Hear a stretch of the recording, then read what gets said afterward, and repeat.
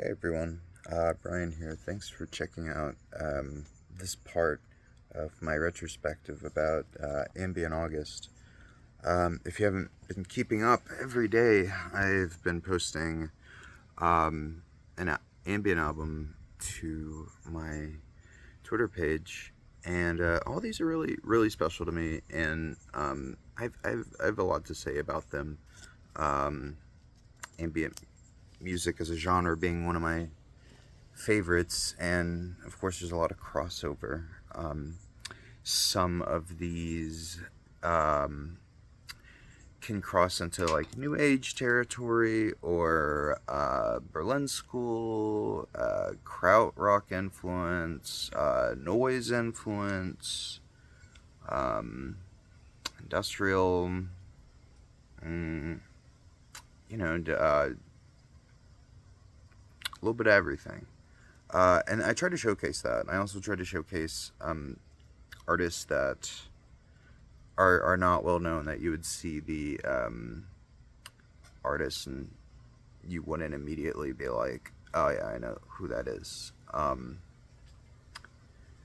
A lot of just a little background on me. A lot of my introduction to ambient, I would say, started um, the mid to late 2000s with Emeralds. Belong had that really good album, October Language. There was a comp that came out called Ambient, Not Ambient, and it's really good and worth checking out. OPN is on it under really weird alias. I never even knew that's who that was. I think Yellow Swans is on there too. Lucky Dragons is on there. Um, but that's a good comp to check out. It's not on the list. It's not on the list, but it's kind of where my beginning started. And a lot of these albums flirt with a lot of different themes of why I like them, and mostly are on cassette or on CD. There's not a lot of vinyl releases, I think, that I picked on here. Most are cassette, which is good. I mean, like, if you're into the tapey, hissy, lo-fi ish element to your ambient, I mean, I've kind of hit the mark on that really well. Um, so I'm gonna go through like a good third of the albums and kind of talk about them in chronological order. Of course, you can follow along. So yeah, so we start with Sean McCann's 2011 tape called "The Sky Is Filled with Incredible Wishes," and this is when I started to post this month. And it's off of Geary Tapes, whom I'm not all too familiar with, um, but I am familiar with Sean McCann. So, and there were, with a lot of these artists, there was a lot of deliberation on my behalf of like, oh, which album do I choose? What's even available to post without having to like go into my personal um, music collection and upload myself in crappy quality to YouTube. So I just kind of rolled with that for the sake of just having content by that artist put out that I thought was adequate enough to kind of hit that spot what I was going for. So the first album, really ethereal, is a great way, and an overused music journalist term. I am not a music journalist. I've never written for any music publication in my entire life, unless you count blogs from years ago. So I may be using words that are kind of pastiche, not whatever, but this is what comes to my mind. So hopefully you can look past that and see me as not a professional music writer in any sense. This is all very emotion based. Um, so I, I, I have notes here, of course, and what I wrote here is this first album, it feels like walking in heaven as soon as you get there without a tour guide, and you're kind of like let loose. And like I said, very ethereal, just kind of sustained pads. There are vocal samples of like choral esque like chants that are just like, oh, they hit right. Um, and it just it's kind of a beautiful start. And contrastly, day two, I posted the album Sepulcher, or sorry, Sepulchers, by Mortar. And this is off of the Murder Release label that came out in 1997. There's a lot of really good dark ambient that came out in 97, and in the late 90s in general. A lot of stuff like Raison d'être comes to mind. Lustmord was killing it at that time, and I don't know. I think maybe it has to do with something with like the 90s having like a huge heroin epidemic that like um ambient during that time was very bleak. And this Mortar release just like hits the nail on the head.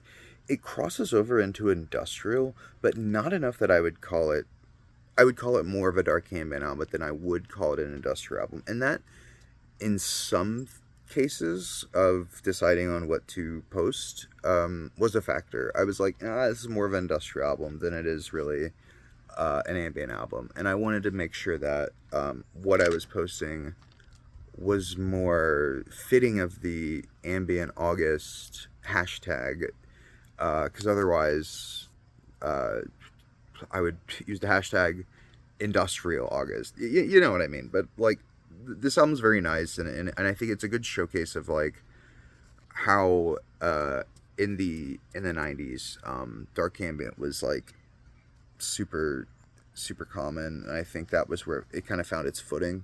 And some of the best dark ambient releases came out of the 90s. Um, so the third album I posted was Muslim Gauze's Assassin. Um, for those who don't know, I am a massive Muslim Gauze fan. This came out in '96, and there's so many Muslim Gauze albums that I could have picked that would have fallen under the umbrella of ambient. A lot of music critics, journalists, rate your music, etc., often label Muslim Gauze as like tribal ambient or ethnic ambient or ambient electronica, and like, and I don't really like that. And yes, the reason why I picked Assassin is because it is, in its truest sense, an ambient album, mostly because it is so minimal. Like, it is just like very glitch heavy. Probably the heaviest in like glitch territory that I could have posted. If I was posting something more mainstream analog that you could probably like relate it to, maybe like Oval's Discount, um, maybe. But it's just like these, I don't know, very hypnotizing like bleeps bloops kind of, very sparse samples of like half-second samples of like an a clip of a voice that's being like cut off, or something that like vocal utterances, right, or something that crashes or something like that. But like drill sounds, there's like a half a second sound where you just hear like a whir of a drill. It's like hardware sounds. It's interesting. It's a really interesting Muslim Gauze release, and the thing, it doesn't sound like anything else he's ever done. And that's another reason why I put it on here, because it, even if you know Muslim Gauze but you haven't heard this album, you're gonna be like, that's him? And it's like, yeah, he is quite a range. I love him. Rest in peace, Bryn Jones. Number 4, I posted Zifide. Now, also a huge fan of this guy, Jeffrey Aston, off of the Housecraft label. Huge, great label. Highly recommend checking that label out. And anything Jeffrey Aston has touched is awesome. So this was Our Bodies Anointed with Lightning. Again, I could have posted so many albums by him, but I wanted to focus on diversity. And with this album, I think it encapsulates how to correctly utilize the Berlin school, crowdy kind of influence, those kind of motifs properly in an ambient release. This came out in '06. And so that's why I picked it, because I just don't think that any other album on the list, or anything I can really think of off the top of my head, really nails that 70s German influence. So that was my pick for day 4. Day 5 is a very short album. I recently discovered it. I don't know how I did, but it somehow came across on Bandcamp by an act called 1381. And I know that they are UK based, and I think it is one person, but I am not sure. I don't have much information on this person whatsoever. But I like that it flirts with this, like, this newer genre that I really haven't heard people talk about, called signal wave, which may have some, like, hand in the pot of, like, vaporwave, or the people who like things like that. To me, it isn't even close to a vaporwave um, release. It's I don't know. It's like gritty. To me, it's like, it does definitely sounds like it was made in the UK, if that makes sense. Just listening to it and hearing these, like, synths kind of buried under these, like, lo-fi,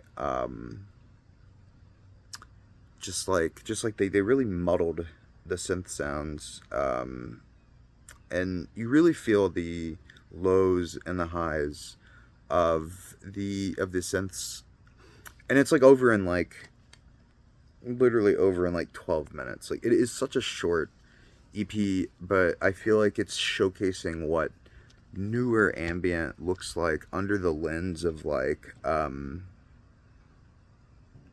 I guess someone who uh, dabbled with vaporwave, or whatever this signal wave is. And I need to look into that, because I don't really know too much about that genre. But it's like a haunted World War One battlefield that you revisit, but, like, nothing has been swept up.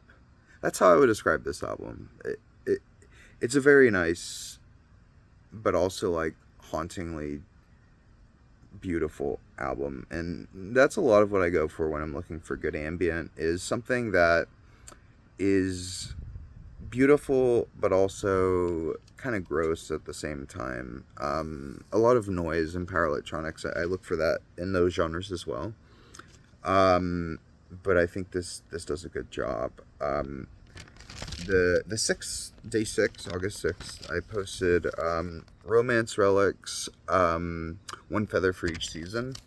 And I think this album does a very good job of utilizing vocal samples, which I typically avoid in ambient music, because I feel like it can detract from the overall experience. Like, you're kind of in this trance, and one of the best things I think an ambient album can do is make you forget that you're listening to music. A lot of times I listen to ambient albums while I'm, like, reading a book, or just kind of on the internet, just kind of surfing around, and then I get this, like, neuron fire, and it goes, wait a minute, you're still listening to music. And I go, oh, yeah, I am. That's odd. And I think that can be good. But this album, it doesn't interrupt from that flow state you get when you listen to a lot of ambient records. And the proper utilization, well, there is no proper utilization of listening to ambient records, but some people use it to relax, some people use it to, like I said, read or browse the web, or even to just really concentrate and focus on. And depending on what you want to do with it, I guess, and engage with the genre, there is a little something for everyone in the list. This is a little side tangent, but mostly regarding vocal samples. Now, this is on a label I really like, and I discovered it about maybe 2 years ago, called Yana Shovid. I'll spell that for you. So if you want to Google it, it's JANUSHOVED. They don't miss most of the time. They have a very good batting average. Like, a lot of the releases they've put out are just incredible. There are another couple of releases from that label that I have put on um, the list that I have posted this month. So I will be talking about them. They're based out of well, this release is based out of Denmark. I think the label's based out of there as well, but it's definitely that like uh, that region of Europe, putting out stuff, and kind of a departure from the more UK or US releases, and you can kind of see how, um, based on the country, or look how ambient is perceived and how it's kind of done. Um, yeah, there's great synth swells in this album. I think it's fantastic, and very emotional with the lyrics, and and I to help accentuate like a real like um, melancholy kind of tone. Seventh is Infinite Body, who I discovered way back with an acclaimed album that was put out called Carve Out the Face of My God. I didn't post that one because I thought too many people would know about it, which is really funny. Like, oh yeah, super popular ambient album. You go up to someone in a grocery store and they're gonna know Infinite Bodies Carve Out the Face of My God. No, I posted uh, uh, this one from 2007, um, mostly just to show like, um, I don't know, it's just a good solid choice that I think a lot of people skip over, and they just listen to like the larger artists in the scene. And so I just wanted to showcase like, oh, they were doing good stuff before their stuff blew up. So, you know, maybe this is just like a post to showcase, hey, if you like this album that blew up, go back a little bit and maybe you'll like the earlier stuff. And it's on a label that doesn't have many releases, called Not Today Records. And um, there's really nothing on that label. There's like a clipping reissue, and like this, I don't even know. There's not much, but I don't know much about the label. Number 8, Vin Rain. Ooh boy. Place in World, 2011 release. Big fan of Vin Rain. Off of a great label that I will highly recommend for any ambient fan or any music fan, Tranquility Tapes. Oh, they were crushing it. They're based out of Brooklyn. And if you like this album, and also like artists like Tariq, Tate, uh, TERREKKE, like that kind of stuff, or like Awerko S or something like that, I think you would be interested in Vin Rain, Place in World, but also Vin Rain's other stuff. It's a pretty somber release, but I wanted to really highlight Tranquility Tapes in this one. Number 9 is Kane's Eighth, which came out in 2007 off the Kane label. Really want to point out that label. Very nice. And this album's really cool because it kind of like does a lot of different things in ambient in like 18 minutes. Like it's two tracks, a side, B side, but it does a lot of, you could say, ambient tropes, but like things that you would hear in other releases. It just kind of crams it into one little package. There's some cool like backmasking, some cool like pianos. There's even some like elements of dark ambient towards the end of like, um, you know, turn the tape off now type of dark ambient. Um, Also, the YouTube channel that hosted this album is a good check out as well, called Faltering Lathe. Um, and yeah, so the next one is Tulum Shimmering, and another instance of uh, an artist that I could have picked a lot of different releases from, but you know, I had to see what I could pick from YouTube, and also I like this one enough to post. Plus, I want to get the artist's name out there. It's a 2010 release on Rutherford cassette, good label. And if you take something like Jürgen Mueller's "Science of the Sea," which was a pretty like talked about ambient album when it came out, I think mostly because of the big lie surrounding it. Like people thought it was like, oh, we found this like Jacques Cousteau type character who took a tape deck out on ocean expeditions in the 80s and recorded all these aquatic sounds, and then and then like lied about the release date, that it was like 83, and people were like, whoa, they were making this kind of stuff in 83. And then it was uncovered that it was like a Panabrite project, and I thought that was really funny. But like, I don't know, Pitchfork covered it, and like a couple other music publications covered it. It's still a good album, but like the lie makes it like even funnier and great. But if you like stuff like this, you'd like this Tulum Shimmering album from 2010. Um, it's like, take the Science of the Sea and go 20,000 depths further. It's a little darker.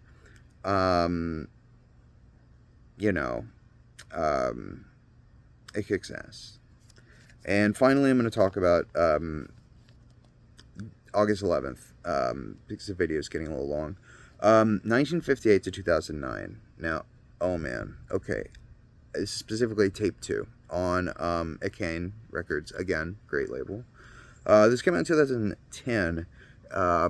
And the reference 1958 to 2009 is the year Michael Jackson was born when he died. And so there's 3 of these tapes. They're just tape 1, tape 2, tape 3. I don't believe they use any source material from Michael Jackson, but just some beautiful ambient here. And I also want to point out the YouTube channel Oxygen Lounge. Great YouTube channel. Check them out. The people involved in this project. Oh man, okay. So we have Alex Twomey, who is in Mirror to Mirror, good ambient project, and also Deep Jew with Jeff Lichter, who has been around with like, he's done Renee Hell, he's done Impregnable, and he's done Marble Sky, Marble Sky is an ambient project of his, who I posted later, so we'll talk about that project later. I like Jeff a lot. I like the Mirror to Mirror project a lot. The early stuff, when it was more piano based, and then later on the Mirror to Mirror stuff got a lot more guitar oriented ambient, and I wasn't as much of a fan. But the early Mirror to Mirror stuff is very good. But we're not talking about that. We're talking about the 1958 2009 tape 2.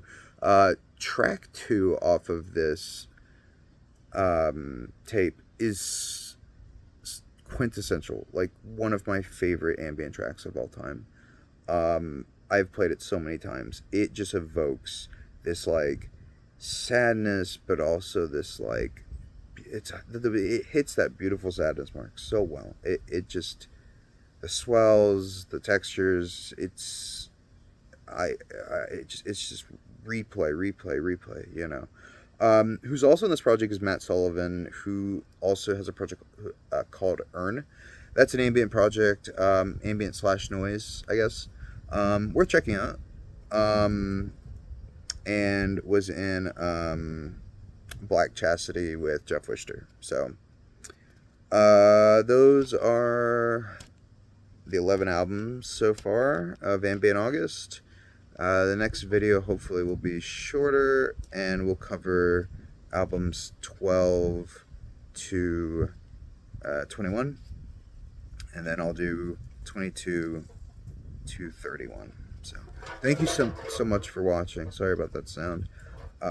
Thank you very much. I do appreciate you checking out. If you've been following on Twitter, X, and listening to these, or if this is your primary to get you to start listening to these albums, then cool. But yeah, I appreciate you taking the time of your day to hear me ramble on about some works from one of my favorite genres. So, thanks.